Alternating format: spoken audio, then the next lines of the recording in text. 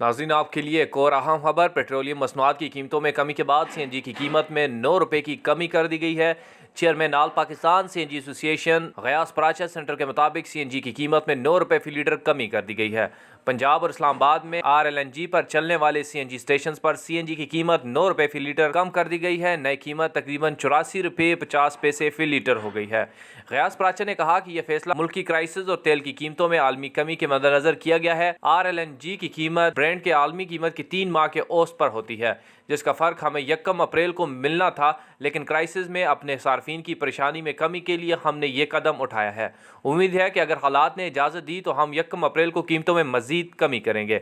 Chairman all Pakistan CNG association ने कहा कि पंजाब, खैबर पख्तूनख्वा और सिंध में भी CNG कीमतों में कमी की कोशिशें जारी हैं और इस सिलसिले में हुकूमत से बातचीत चल रही है। उम्मीद है कि आवाम को जल्द खुशखबरी मिलेगी।